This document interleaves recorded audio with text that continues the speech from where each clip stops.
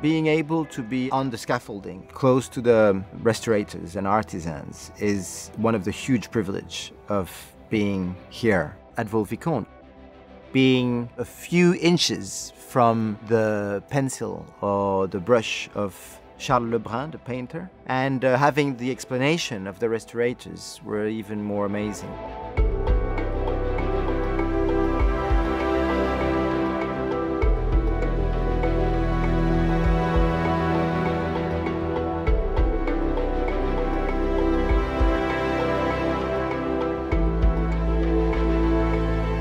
We had recently the privilege to put on one of the most major projects of restoration in the chateau done in the last 50 years, and that was the restoration of the ceiling of the Chambre des Muses, which was the formal bedroom of Fouquet.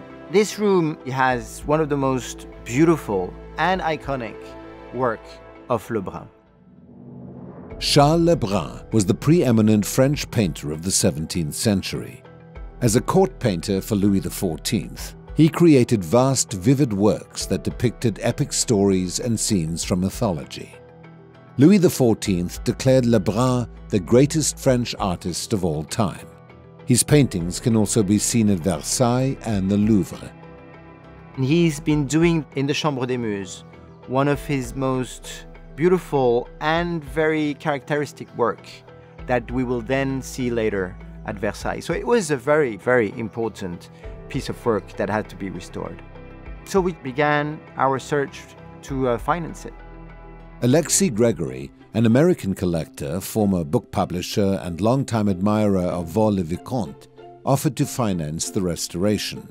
Vaux-le-Vicomte's team of restorers is headed by the atelier of Ariel Bertrand, who has also worked at Versailles.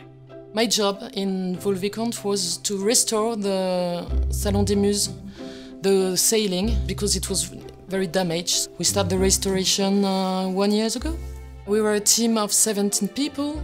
First, it was impossible to touch the painting because everything was falling down. The first job was to secure it, and the second job was to clean everything because it was very dirty and very dark, and the varnish was very yellow. And we had to take it off to see again the real color of the ceiling. I admire Le Brun for the way he paints. The flesh, all the costumes, all the details. It's a great, great painter. Fouquet chose the concept of muses for the painting, but left the style and all the details to Le Brun. In 1653, Mazarin, the Prime Minister under Louis XIV, appointed Fouquet the Minister of Finance because of his loyalty to the king during the Civil War. Le Brun chose to signify this devotion by painting the Muse of Loyalty at the center of the ceiling. Ironically, that loyalty was not reciprocated. After Fouquet was jailed, Louis XIV and Colbert burned the archive of the castle's construction documents. This created a huge challenge for modern-day restorers who worked like detectives, conducting careful research to rescue the works that were almost completely lost to water damage.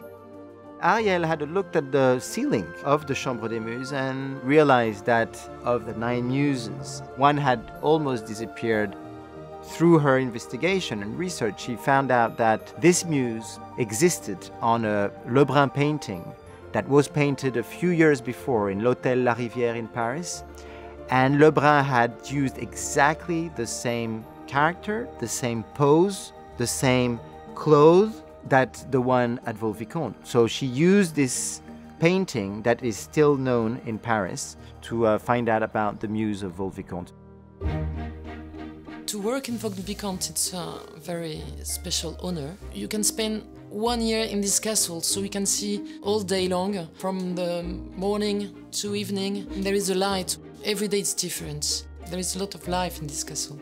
The ceiling, when the scaffolding was down, my father went to see it, and he was very, very moved. It really is today a new room with some colors and some dynamics in the characters, the nine muses, and the central painting that has been also a lot of work that really gives today something very new and very fresh. The restorators made a fantastic job because they kept the spirit of Le Brun. They kept the style and the atmosphere of this grand painting, and today is extraordinary, the power that one can feel through this mise en scène, through this setting of this painting.